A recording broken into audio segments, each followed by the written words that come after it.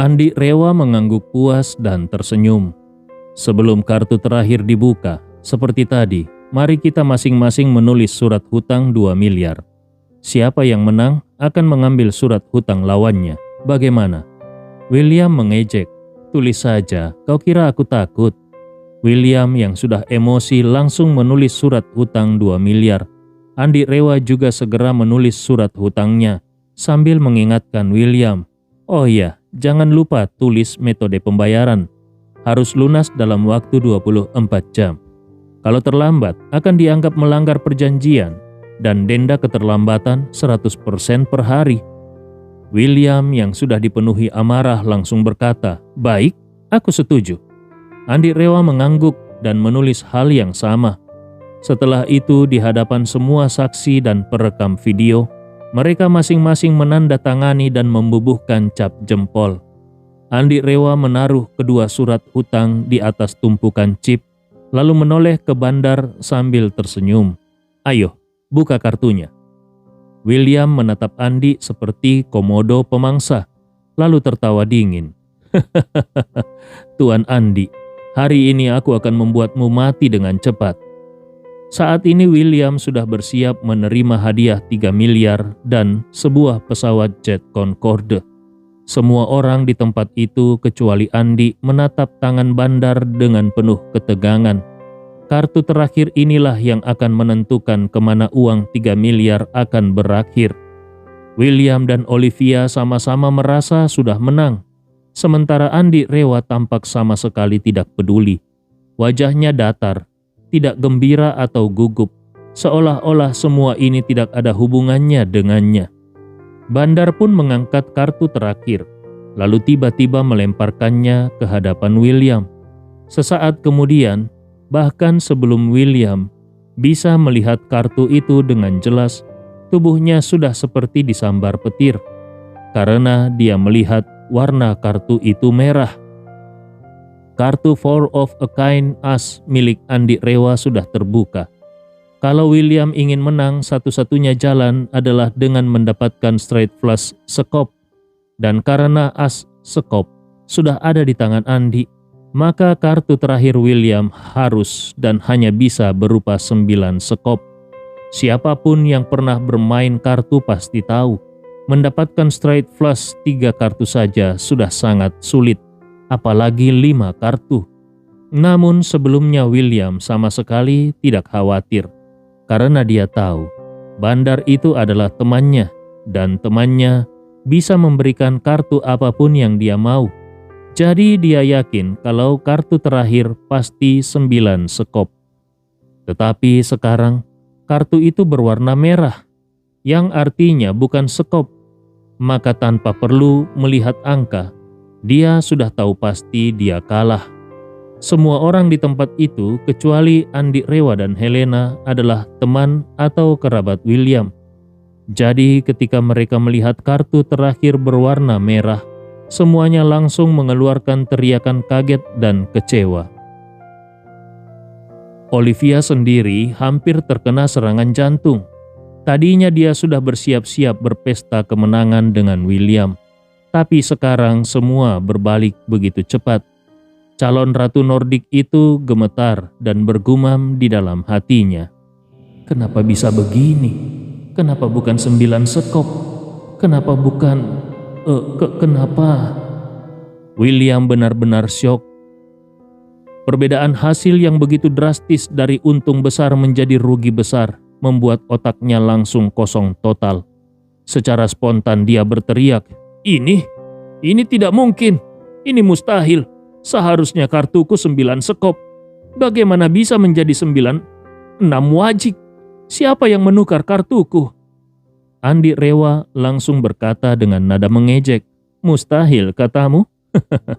Kalau kau mengatakan 9 sekop, apakah kartu yang keluar benar-benar harus 9 sekop? Omong kosong macam apa itu? William seperti orang gila. Dia langsung menatap Bandar dengan penuh kemarahan dan memaki. Kau sengaja ingin menjebakku ya?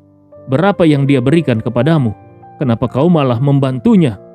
Andi Rewa berkata dengan nada dingin. William, Apa maksud ucapanmu itu? Kau pikir aku mengenal siapapun di sini? Orang-orang ini semuanya adalah tamu yang kau undang sendiri. Bandar ini juga baru kulihat hari ini. Terima saja kekalahanmu. Kalau kau kalah, ketika tadi aku kalah berkali-kali, apakah aku pernah menyalahkan bandar? Tapi William sudah kehilangan akal sehatnya. Dia sudah seperti orang gila yang putus asa. Dia menggertakkan giginya dan berteriak, "Berhenti bicara omong kosong. Aku sudah mengatur semuanya dengannya. Seharusnya dia membantuku untuk menang. Tapi justru di saat paling penting, dia malah membuatku kalah habis-habisan. Pasti ada konspirasi di sini. Andi Rewa, pasti kau yang bermain curang." Semua orang seketika terdiam.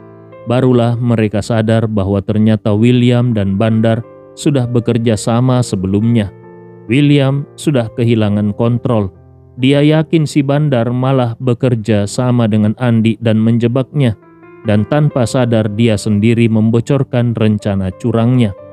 Andi Rewa pun berdiri, menatapnya tajam dan berkata, "Oh, jadi kau bermain curang ya? Apakah kau tahu apa hukuman untuk orang yang bermain curang?" William langsung terkejut. Dia baru sadar kalau barusan dia melakukan tindakan blunder. Dengan gugup dia buru-buru berkata, "Tidak, aku tidak curang. Tadi aku hanya asal bicara." Andi Rewa menyeringai dingin. "Kau hanya asal bicara? Baik." Lalu dia menatap si Bandar dan membentak, "Kau, jelaskan semuanya sekarang juga." Si Bandar langsung berkata cepat-cepat, "Hari ini William yang mengundangku. Dia memintaku membantunya mengatur kartu agar dia menang. Ini bukan pertama kalinya. Dulu-dulu juga sudah sering. Setiap kali bermain, dia bisa mendapat beberapa ratus juta bahkan miliaran. Kali ini juga seperti itu. Aku hanya menuruti perintahnya." Andi Rewa menatap William dan bertanya, "Bagaimana? Masih ada yang mau kau bantah?" William terdiam. Tapi tiba-tiba matanya melihat surat hutang di atas meja. Hari ini, awalnya dia menang 1 miliar, tapi sekarang malah memiliki surat hutang 2 miliar. Itu artinya dia malah rugi 1 miliar. Dan dia sadar semua bukti hutang hanya ada di surat itu. Kalau surat itu hilang, maka hutangnya tidak bisa dibuktikan. Lalu dengan gerakan cepat, William meraih surat hutang itu dan hendak memakannya. Tapi dalam pandangan Andi, gerakan itu sangat lambat, seperti gerakan kura-kura. Tepat saat William ingin menyuapkan kertas itu ke dalam mulutnya, tiba-tiba pergelangan tangannya dicengkram kuat, lalu terdengar suara krek yang sangat jelas. William langsung menjerit kesakitan. Dia merasa pergelangan tangan kanannya seperti terbelah dua. Dan saat menoleh, dia melihat tulangnya sudah menembus kulit dan darahnya mengucur dengan deras. Andi Rewa sudah mengambil kembali surat hutang itu, lalu berkata dengan dingin, "William, ternyata kau hebat juga. Kau sudah bermain curang. Sekarang ketika kalah, kau malah ingin melenyapkan bukti hutangmu." Lalu Andi Rewa menambahkan dengan suara dingin, "Kalau kau masih bersikeras tidak mau membayar, aku bisa menghancurkan bagian lain dari tubuhmu." William gemetar ketakutan. Keringat dingin mengalir deras di wajahnya. Baru seketika dia sadar kalau sejak awal Andi Rewa hanya berpura-pura bodoh. Karena takut nyawanya benar-benar terancam, William pun terpaksa berkata, "Baik Tuan Andi, kau memang luar biasa. Aku mengaku kalah." Andi Rewa mengejek, "Kau tidak perlu mengaku kalah. Aku juga tidak butuh pengakuanmu. Kirim saja 2 miliar sesuai dengan yang kau tanda tangani. 1 sen pun tidak boleh kurang." William meraung marah. "Apa katamu? Tadi aku menang 1 miliar dan sekarang kalah 2 miliar. Itu berarti aku hanya kalah 1 miliar. Andi Rewa dengan tenang menjawab, "Jangan bersikap sok cerdas. Semua chip di meja sudah menjadi milikku sekarang. Jadi kau tidak menang apa-apa." Lalu dia tersenyum mengejek. Lagi pula chip itu hanya mainan plastik. Yang disebut uang sungguhan adalah surat hutang yang ditandatangani dan dibubuhi cap tangan. William marah besar. "Andi, kau ini manusia atau bukan? Ada banyak saksi di sini yang bisa membuktikan kalau aku menang duluan." Andi Rewa mengangguk. "Tidak masalah, kau mempunyai saksi. Aku mempunyai bukti tertulis." Lalu dia menambahkan, "Bagaimana kalau kita bawa ke pengadilan besok? Kau bisa memanggil semua saksi-saksimu. Aku akan menunjukkan surat hutang ini di depan hakim. Biarkan hakim yang menilai." Andi Rewa melanjutkan lagi, "Dan sekalian, kita biarkan rakyat Eropa menilai siapa yang masuk akal. Kau yang mau bermain curang dan gagal, atau aku yang hanya membalikkan keadaan?" Wajah William langsung pucat pasi, tapi Andi Rewa belum selesai. Dia menatap William dan berkata, "Oh iya, sekalian kita tanyakan ke pihak pengadilan Nordik. Berapa tahun penjara hukuman untuk orang yang bermain curang di meja judi, lalu mencoba menipu 3 miliar dan 1 pesawat jet?" Saat ini benteng pertahanan batin William sudah runtuh total. Dia sangat mengetahui kalau masalah ini sampai dibawa ke pengadilan, dirinya pasti akan kalah dengan telak. Belum lagi surat hutang yang ditulis dengan tangannya sendiri sekarang ada di tangan Andi. Cukup dengan statusnya sebagai keturunan keluarga Janvier dan calon suami dari Ratu Nordik yang akan menikah besok, kejahatannya menggunakan kecurangan dalam judi untuk menipu orang lain sudah cukup untuk menghancurkan reputasinya seumur hidup. Apalagi rumah yang ditipu mencapai 3 miliar ditambah 1 pesawat jet Concorde. Kalau ini tersebar, reputasi keluarganya pasti akan hancur total. Bagi bangsawan dan keluarga besar di Eropa, reputasi adalah segalanya. Kalau seorang anggota kerajaan, sekalipun dia seorang pangeran, melakukan sesuatu yang tidak diizinkan dan hal itu terungkap, maka demi menjaga kehormatannya, kerajaan pasti akan mencabut status kerajaannya dan mengusirnya dari istana. Kalau berita ini tersebar, pernikahan William dan Olivia pasti batal, dan reputasi Olivia sebagai calon ratu juga akan hancur sebelum dia naik tahta. Jadi, lebih parahnya lagi, keluarga William bukan keluarga inti dari keluarga Janvier. Biasanya mereka tidak mendapat perhatian. Kalau skandal sebesar ini terjadi, para anggota inti pasti murka. Satu keluarga bisa hancur hanya karena satu aib internasional seperti ini. Dan yang paling mengerikan, di Eropa menggunakan kecurangan dalam berjudi adalah kejahatan penipuan dan hukumannya sangat berat. Ditambah lagi jumlah uang yang ditipu sangat besar. Bisa-bisa dia dipenjara seumur hidup. Mendengar ini, William langsung berlutut sambil menangis. "Tuan Andi, aku salah. Aku tidak seharusnya menipumu. Tolonglah, karena besok aku akan menikah. Beri aku kesempatan sekali ini saja. Kalau masalah ini dibuka ke publik, hidupku akan benar-benar hancur." Andi Rewa mengangguk ringan dan berkata santai, "Kalau begitu, biar saja hidupmu hancur. Itu bukan urusanku." William terus bersujud. Dia menangis memohon, "Tuan Andi, beri aku satu kesempatan. Aku sungguh menyesal. Aku berjanji keluargaku akan mencari cara untuk membayar hutangnya. Kumohon, lepaskan aku kali ini saja." Andi Rewa tersenyum. "Kau harus paham satu hal. Hutang 2 miliar itu ditulis hitam di atas putih. Kalau aku menuntutmu ke pengadilan, kau pasti tetap harus membayarnya. Kalau begitu, kenapa aku harus mengampunimu?" William hampir putus asa. "Andi, apa yang harus kulakukan agar kau mau memaafkanku dan tidak membawa ini ke pengadilan?" Andi Rewa menjawab dengan tenang, "Itu tergantung pada ketulusan keluargamu." Lalu dia menoleh ke Olivia dan berkata, "Orang tua William sedang minum di aula bawah bersama orang tuamu. Sekarang William sudah membuat masalah sebesar ini. Sepertinya dia sendiri tidak akan bisa menyelesaikannya.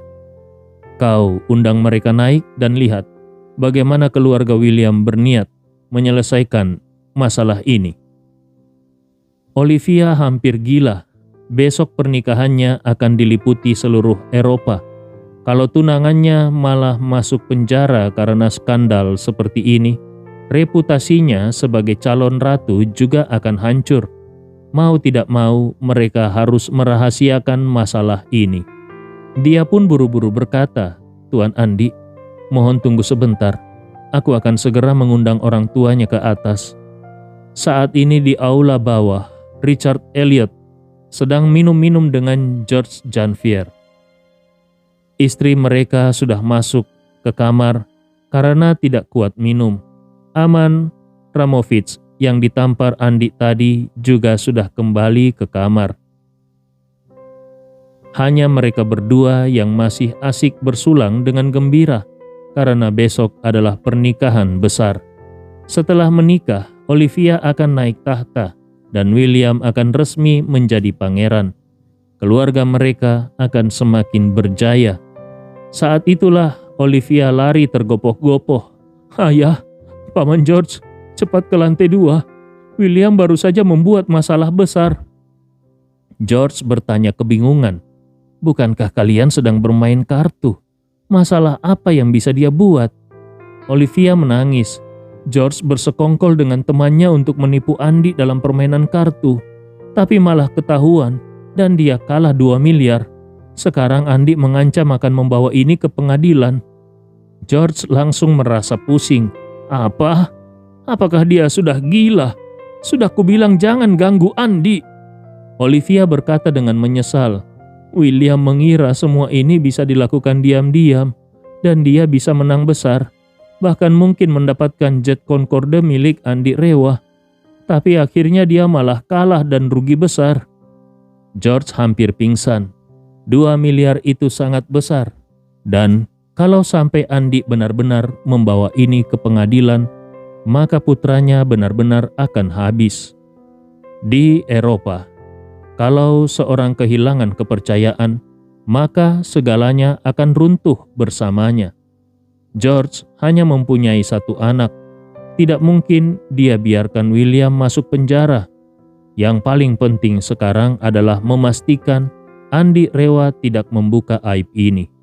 George segera berdiri dan berkata, "Ayo cepat, aku akan berbicara dengan Andi." Richard juga berkata dengan panik, "Aku ikut." Mereka bertiga langsung bergegas ke ruang permainan di lantai 2. Begitu masuk, mereka melihat William sedang berlutut dan menangis dengan tangan patah. Andi Rewa berdiri angkuh dengan tangan terlipat sambil menatap dingin. Tanpa mempedulikan anaknya, George langsung menghampiri Andi dan membungkuk rendah. "Tuan Andi, ini kesalahan kami sebagai orang tua karena tidak mendidik anak dengan benar. Tolong maafkanlah dia." Andi Rewa menatapnya dan balik bertanya, "Dia adalah anakmu, bukan anakku. Kenapa aku harus memaafkannya?" Melihat Andi tidak menggubris permohonan darinya, George buru-buru berkata lagi, "Tuan Andi, anakku memang melakukan kesalahan. Sebagai ayahnya, aku pasti akan berusaha memperbaiki keadaan dan menyelesaikan masalah ini sebaik mungkin. Kumohon kau jangan terlalu marah." Andi Rewa mengangguk lalu berkata, "Kalau kau memiliki sikap seperti itu, aku tidak akan banyak bicara. Anakmu berani membuat jebakan untuk menipuku, dan sekali menipu dia langsung ingin mengambil 3 miliar, ditambah 1 pesawat penumpang supersonik Concorde. Seumur hidupku, belum pernah ada yang berani menipuku dengan segila ini. Jadi bagaimana kau mau menyelesaikan masalah ini?" George langsung berkeringat dingin. Dia juga tidak menyangka anaknya bisa seberani itu. 3 miliar ditambah 1 pesawat Concorde. Ini benar-benar pemerasan. Sebelum sempat berpikir apa jawaban yang bisa memuaskan Andi, Andi Rewa sudah mengangkat secarik surat hutang senilai 2 miliar dan berkata dengan dingin, "Lalu ini ada surat hutang 2 miliar yang ditulis anakmu sendiri. Bagaimana kau ingin menyelesaikannya?"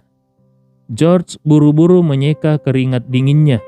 Jumlah sebesar itu dan lawannya adalah keluarga Rewa. Kalau tidak diselesaikan dengan baik, anaknya bisa saja mendekam di penjara. Terlebih lagi, besok adalah hari pernikahan William dan Olivia. Kalau William di penjara, maka semuanya akan hancur berantakan. George akhirnya menggertakkan giginya dan berkata, "Tuan Andi, hutang 2 miliar itu, aku yang akan melunasinya untuk anakku. Mohon kau berbesar hati dan memberikan keringanan." George benar-benar merasa tidak rela. Namun dalam situasi seperti sekarang, dia sudah tidak punya pilihan lain. Sedikit saja dia merasa ragu semuanya bisa berantakan. Tapi Andi Rewa tidak terlihat puas sedikit pun. Dia malah menunjukkan ekspresi menghina dan berkata, "Walaupun kau mengganti 2 miliar, tapi itu hanya menyelesaikan masalah hutang. Tapi bagaimana dengan tindakannya yang mencoba menipuku? Kau harus tahu, surat hutang ini ditulis tangan oleh anakmu sendiri, lengkap dengan cap jempolnya. Bahkan kalau dibawa ke pengadilan, kalian tetap harus membayar hutang ini. Dan aku yakin pengadilan di Eropa Utara pasti akan menegakkan keadilan untukku." Selesai bicara, Andi Rewa dengan sengaja melihat ke arah Olivia, lalu berkata dengan suara lantang, "Dan aku sekarang belum tahu, apakah di antara kalian ini ada kaki tangan William? Kalau aku menyerahkan masalah ini ke lembaga hukum Eropa Utara, aku yakin mereka bisa mengusutnya sampai tuntas." Mendengar Andi Rewa ingin menyebarluaskan masalah ini, tekanan darah George langsung melonjak. Kepalanya terasa pusing. Bukan hanya dia, bahkan Olivia pun nyaris hancur. Di dalam hatinya Olivia berkata dengan sangat panik, masalah menjebak Andi ini memang ide awalnya adalah dari William. Tapi aku juga tahu dari awal, bahkan ikut merencanakan. Lokasi kejadian juga aku yang menyiapkan. Bahkan aku dan William sudah sepakat berbagi hasil setengah-setengah. Dalam hukum, aku jelas merupakan kaki tangannya. Kalau Andi benar-benar membuka masalah ini dan menyerahkannya ke hukum, pasti yang pertama diselidiki adalah William. Dan si bodoh William itu pasti akan langsung menyeretku juga. Kalau sampai rakyat tahu, calon ratu masa depan Eropa Utara ikut menjebak dan menipu uang dalam jumlah besar, aku pasti kehilangan hak suksesi harta, hak suksesi untuk tahtaku. Olivia yang panik dan cemas langsung berlari ke sisi ayahnya, Richard, dan menangis sambil berbisik di telinga ayahnya, "Ayah, masalah ini tidak boleh keluar dari ruangan ini, karena aku dan William yang merencanakannya bersama-sama. Kalau dia tertangkap, pasti aku juga akan tersangkut, dan aku akan hancur." Ketika Richard mendengar itu, pandangannya langsung gelap, dan dia hampir jatuh. Begitu berhasil menenangkan diri, dia menggertakkan giginya, lalu menatap Olivia dengan marah dan berbisik, "Terbuat dari apa otakmu itu? Sebentar lagi kau akan menjadi ratu. Kenapa kau malah ikut terlibat dengan permainan curang di meja judi? Kau ingin membuatku mati karena marah?" Richard benar-benar hampir gila. Walaupun keluarga kerajaan sangat dihormati oleh rakyat Eropa Utara, tapi pada dasarnya mereka hanyalah simbol. Secara hukum mereka tidak mempunyai hak istimewa apapun. Pemerintahan sepenuhnya dijalankan oleh kabinet dan parlemen. Kalau ada anggota kerajaan melanggar hukum, lembaga hukum tidak akan melindungi mereka. Menyadari hal itu, Richard segera tampil ke depan dan berkata, "Tuan Andi, memang William bersalah dan pantas dihukum. Tapi tolong, lihat juga sikap Tuan George yang begitu kooperatif. Mohon jangan memperpanjang masalah ini."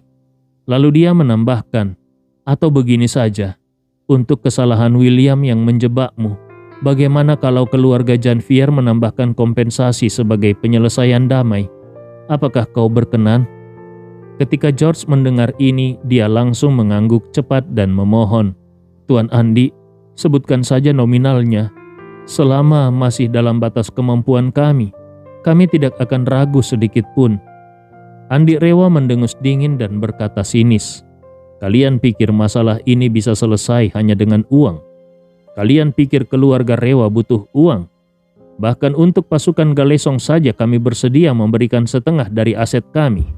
Uang bukan masalah bagiku." Lalu ekspresinya berubah dingin dan dengan suara tegas dia berkata, "Yang aku butuhkan sekarang adalah pelampiasan. Seumur hidupku belum pernah ada orang yang berani menipuku seperti ini. Anakmu William benar-benar gila." Mendengar itu, tubuh George langsung bergetar. Dia langsung menendang William yang sedang berlutut, lalu menarik kerahnya dan menampar wajahnya bertubi-tubi. "Anak bodoh, kau hanya membuat malu keluarga. Hari ini aku harus menghajarmu sampai Tuan Andi merasa puas." William dipukul sampai dia merasa pusing 7 keliling. Air matanya mengalir deras, tapi dia tidak berani berkata sepatah kata pun. Dia tahu kesalahannya sangat besar. Kalau Andi tidak puas, dia benar-benar akan tamat. Jadi, sekalipun dipukuli, dia hanya bisa bertahan. Setelah menampar 7 atau 8 kali, George menatap wajah Andi. Melihat ekspresi Andi masih datar, dia tahu kalau itu belum cukup. Akhirnya dia terus menampar lagi belasan kali, sampai wajah William bengkak dan merah. Melihat William hampir pingsan, George akhirnya berhenti dan memohon kepada Andi. "Tuan Andi, William sudah tidak bisa dipukul lagi. Kalau dipukul lagi, dia tidak akan bisa menikah besok. Kumohon, kau mau memaafkan kesalahannya." Andi Rewa menyeringai dingin.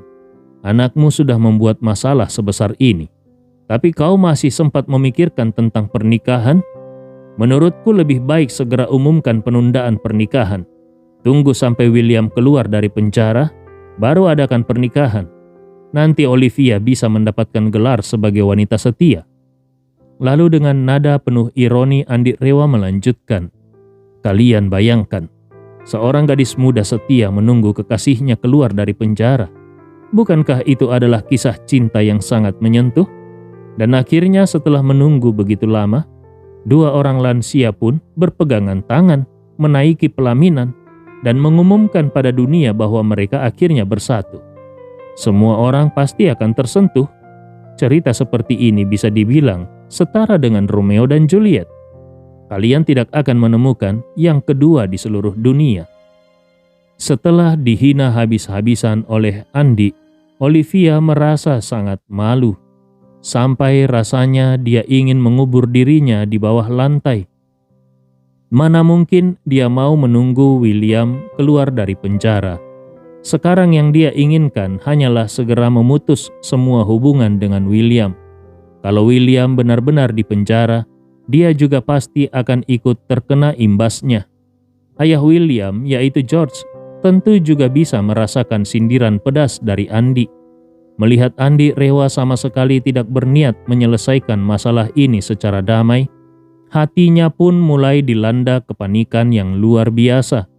Dia menatap Andi Rewa dan memohon dengan sungguh-sungguh, "Tuan Andi, ini semua adalah kesalahanku yang gagal mendidik anak. Tolong katakan saja apa syaratmu. Seberat apapun, pasti aku akan berusaha memenuhinya."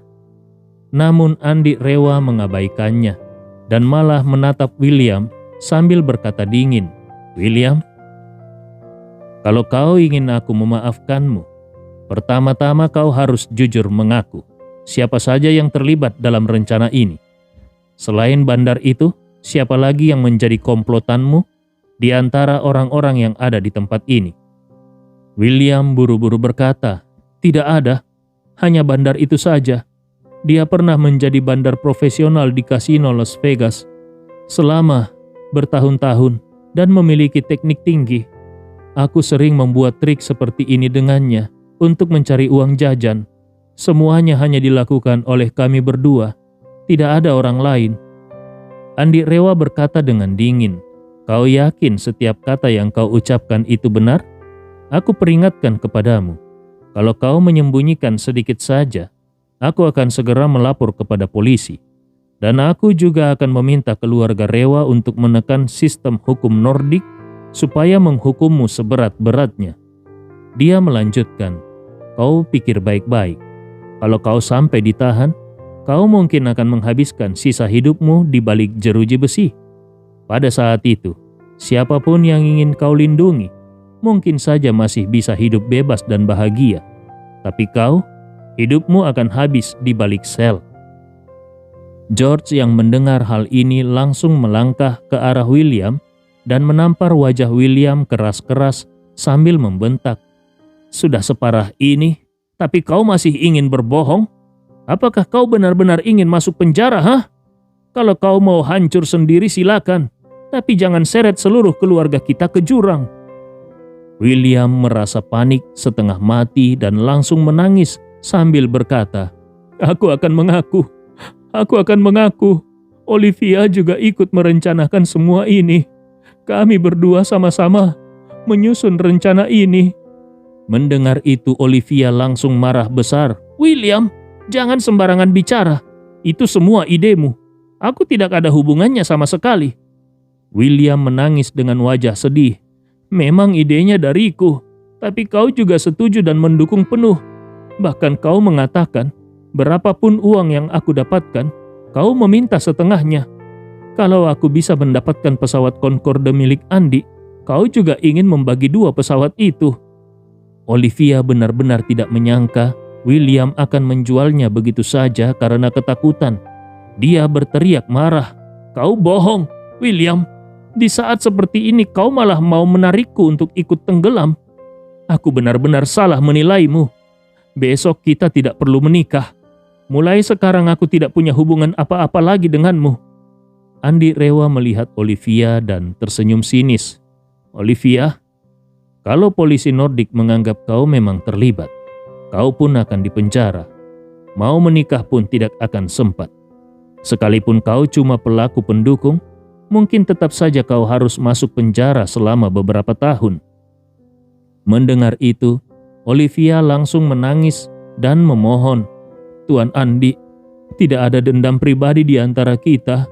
Jadi kenapa kau juga ingin menghancurkan masa depanku? Bagaimana kalau kita selesaikan secara damai? Berapapun jumlah uang yang kau inginkan, asalkan masih dalam jangkauan kerajaan, pasti akan kami bayar. George yang melihat Olivia juga sudah pasrah ikut berkata, Tuan Andi, aku juga sepakat. Apapun syarat darimu, selama kami mampu, pasti akan kami penuhi. Sambil menunjuk William dan Olivia, George berkata dengan suara tercekat, Tuan Andi, lihatlah sendiri. Mereka masih muda. Apalagi Olivia akan segera menjadi Ratu Nordik. Kalau masalah ini terbongkar, masa depan mereka akan habis total. Andi Rewa mengelus dagunya dan berkata sambil tersenyum, benar juga. Mereka masih muda. Kalau masa depan mereka hancur total, aku pun agak tidak tega. Dia menghela nafas lalu berkata, melihat kalian sudah begitu memohon, maka baiklah. Aku bisa mempertimbangkan menyelesaikan ini secara damai. Tapi, tergantung dari sikap kalian menyelesaikan masalah ini.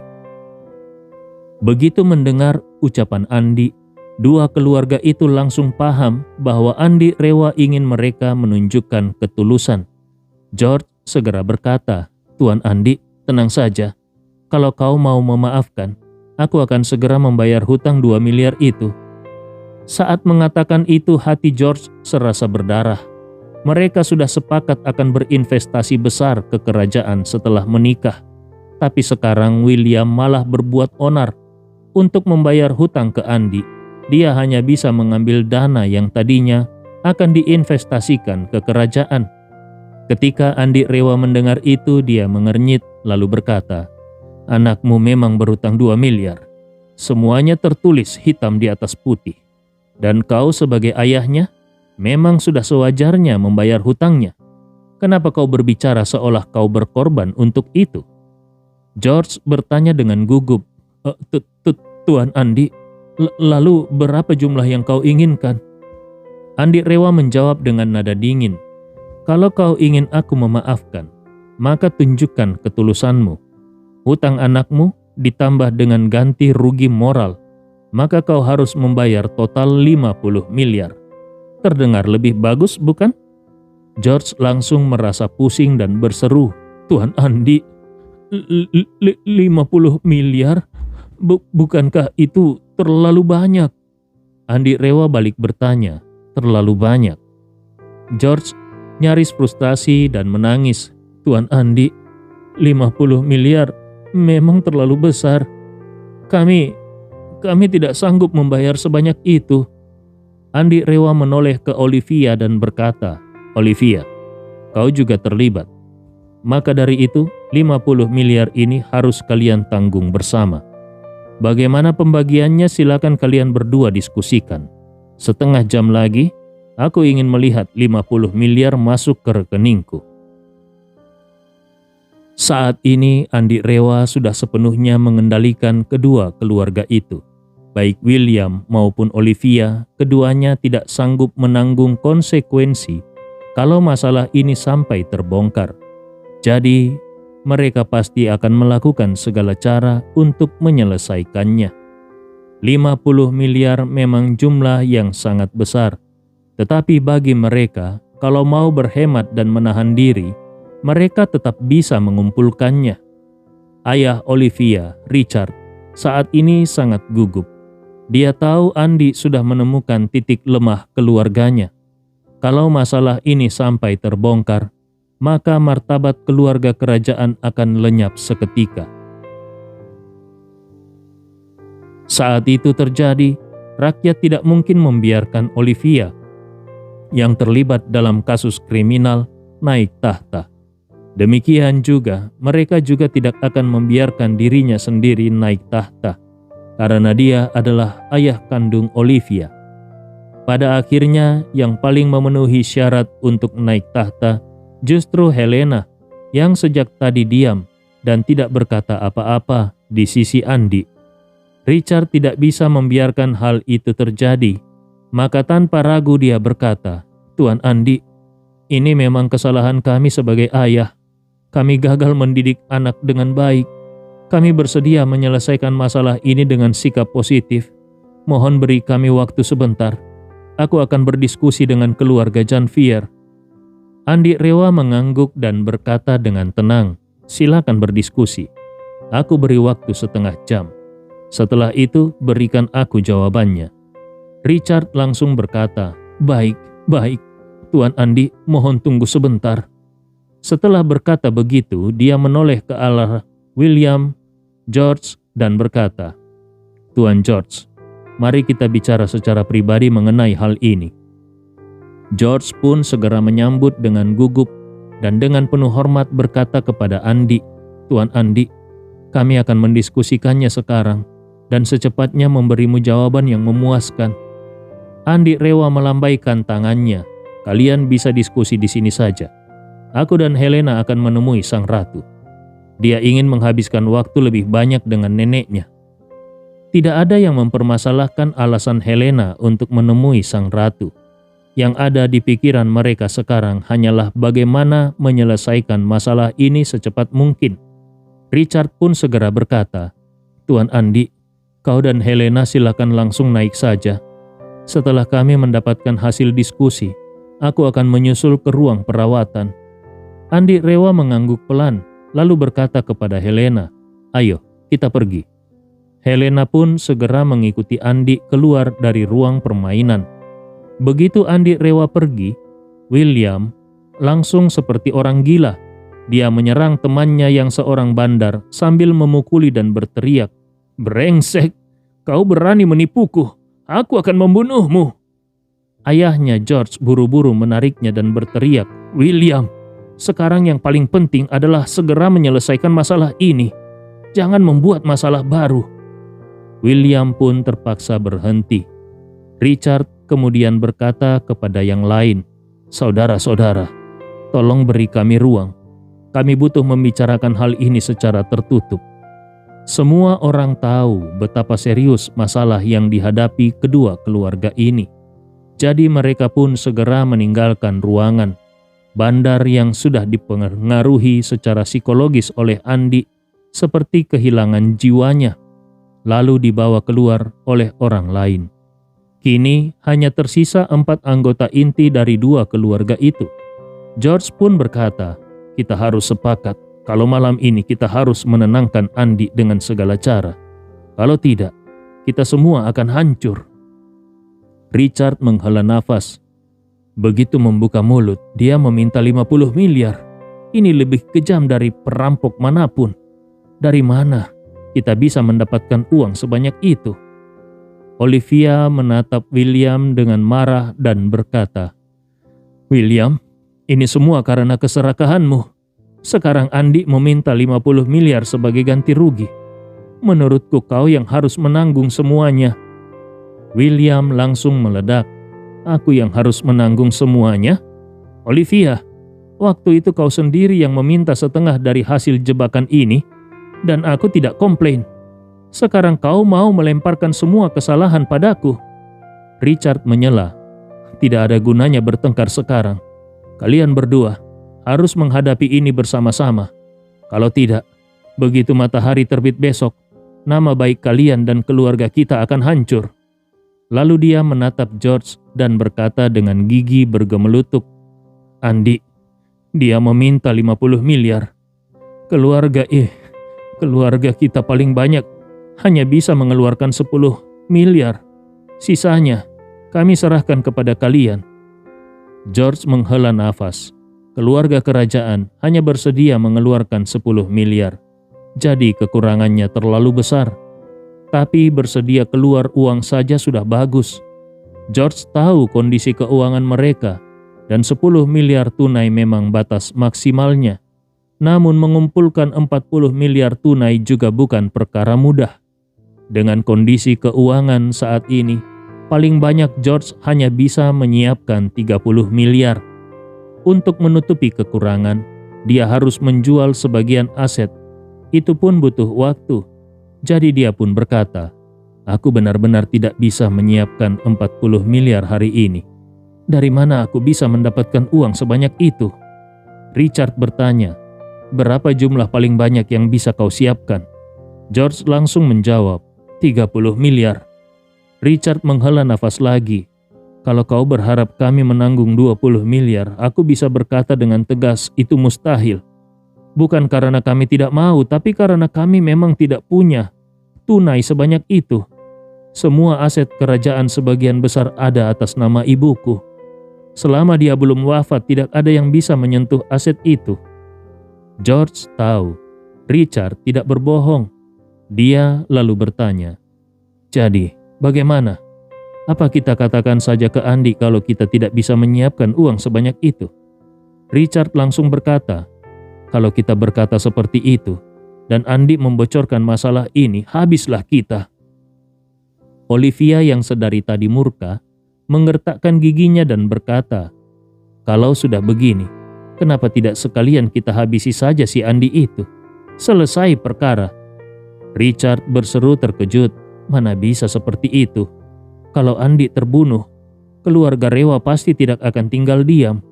Jangan lupa, mereka mempunyai pasukan Galesong sebagai backing." Tatapan Olivia menjadi dingin. Lalu dia berkata dingin, "Satu-satunya solusi tuntas adalah dengan membunuh Andy. Buat seolah-olah itu kecelakaan. Selama kita rapi dan semua orang tutup mulut, keluarga Rewa pun tidak akan bisa berbuat apa-apa." William pun seperti melihat harapan dan langsung menyahut, "Aku setuju. Kalau Andy mati, kita tidak perlu membayar 50 miliar. Selama kita rapikan semua jejak, kita bisa lolos." Tatapan Olivia semakin dingin. Lalu dia berkata dengan suara rendah, "Kerajaan punya sejumlah spesialis rahasia, termasuk para ahli pembunuhan. Menurutku, kita kirim saja orang untuk menangkap Andy, lalu dorong dia dari lantai paling atas, buat seolah-olah dia terjatuh." Dia lalu melanjutkan dengan senyuman dingin di ujung bibirnya, "Setelah Andy mati, kita rekayasa tempat kejadian sebagai kecelakaan karena selingkuh. Bilang saja dia selingkuh dengan Helena dan tewas jatuh saat masuk lewat jendela kamar Helena malam-malam. Apalagi Andy datang tanpa satupun bodyguard. Dan sekarang Dia ada di wilayah kita. Kalau kita ingin membunuhnya, itu semudah membalik telapak tangan